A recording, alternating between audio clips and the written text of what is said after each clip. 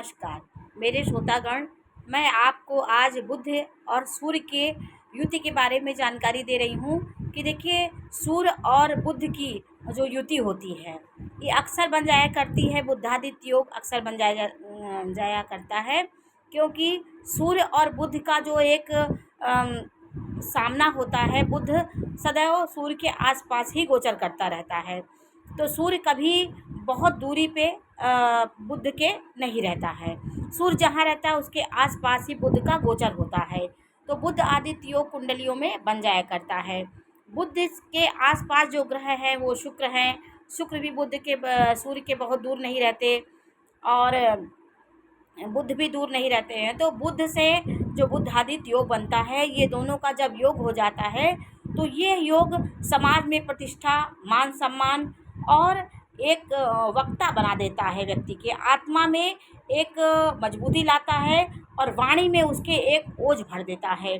सूर्य के साथ बुध, बुध वाणी का कारक होता है।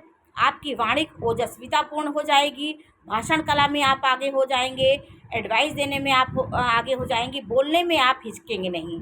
जो यह योग दशम भाव में बनता है, लग्न में बनता है, केंद्र त्रिकोण में बन जाए यह योग, तो यह योग अपना बहुत प्रभाव देता है। व्यक्ति बोलने में और ज्ञान में और सही मंत्रणा देने में सबसे आगे होता है।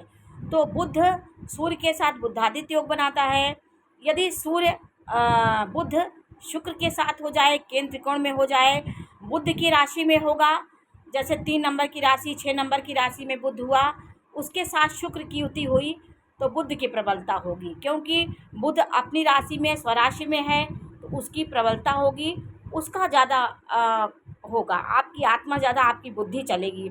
यदि यह जो शुक्र और बुध की युति यदि तुला राशि में, आपके मीन राशि में और 2 नंबर की राशि वृष राशि में बनेगा, तो यह युति जो है आपको लक्ष्मी नारायण योग दिला देती है। लक्ष्मी नारायण योग बुध और शुक्र की युति, बुध को नारायण बोला जाता है और शुक्र को लक्ष्मी कहा जाता है। तो दोनों का लक्ष्मी का एक योग हो जाता है। व्यक्ति के जीवन में धन, सम्मान और आनंद, सुख की प्राप्ति होती है। उसको कहीं ना कहीं उसे सुख मिलता है। तो शुक्र और बुध की युति एक अच्छी युति मानी जाती है। ये आपके जीवन में धन, समृद्धि और सुख का आगमन दिलाती है, तो यह युति बहुत अच्छी होती है। बुध और मंगल की युति होगी, तो बुध मंगल आपकी बुद्धि और आपकी बुद्धि पराक्रम की ओर जाएगी, पराक्रम आपके अंदर हो जाएगा। आपकी बुद्धि में हर समय आप पराक्रम रहेंगे। यदि मंगल की राशि में बुध होगा और मंगल भी वहीं बैठा होगा, तो आपकी बुद्धि पराक्रम करने को हर समय ललायित रहेगी। तो और बुध के साथ बृहस्पति का जो युति होती है वो भी बहुत अच्छा होता है। इससे शिक्षा की लाइन में आपका ज़्यादा रुझान रहेगा। आप हर तरह का ज्ञान प्राप्त करने में आप आगे रहेंगे। हर तरह का ज्ञान प्राप्त करने के लिए आप उत्साहित रहेंगे और जीवन में उच्च पद पे आप जाते हैं। तो यदि आपके बुध पे बृहस्पति की दृष्टि हो तो भी शिक्षा के क्षेत्र में आप आगे जाएंगे। तो यह युतियाँ बुध के साथ जो अच्छे ग्रहों की युतियाँ होती हैं वो आपके बुद्धि को और विकास करती हैं, पराकाष्ठा पे ले जाती हैं, आपकी वाणी को अच्छा करती हैं। बुध की अच्छी स्थिति आपको बैंकिंग लाइन, शेयर बाजार, वाणी का कार्य करने में एडवाइज़र आप हो सकते हैं। आप वाणी से जो भी अच्छे कार्य होते हैं बुध ये कराता है। इसलिए बुध की अच्छी स्थिति आपको उच्चता की ओर ले जाए। आपकी बुद्धि सदैव उच्चता की ओर जाएगी, आपकी बुद्धि कभी निम्न की ओर नहीं जाएगी। इसलिए अच्छे ग्रहों के साथ बुध जो होता है वो अच्छा परिणाम देता है।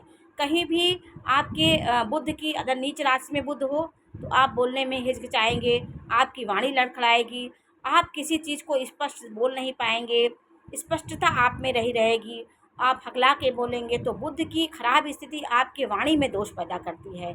यदि बुध के साथ राहु की युति हो तो आपकी बोली में कटुता आ जाएगी, आपकी वाणी जो होती है वो रूखी हो जाएगी, उग्र हो जाएगी। इसलिए अच्छे ग्रहों के साथ आपके बुध का युति आपको अच्छा परिणाम देती है। तो आपकी वाणी आपके बुध से संबंध रखती है। बुध के साथ शुक्र होता है तो आप कला प्रिय होंगे। आप कला, बन ठन के रहना, सुंदर दिखना, कलात्मक होना, ये सब प्रवृत्ति आप में हो जाती है। तो बुध इन ग्रहों के साथ बहुत अच्छा परिणाम देता है। तो ये बुध की युति के बारे में मैंने आपको जानकारी दी। ये जानकारी आपको कैसी लगी हमें अवश्य बताइए। चैनल लाइक करिए, सब्सक्राइब करिए। मैं इसी प्रकार की जानकारी देती रहूँगी। नमस्कार।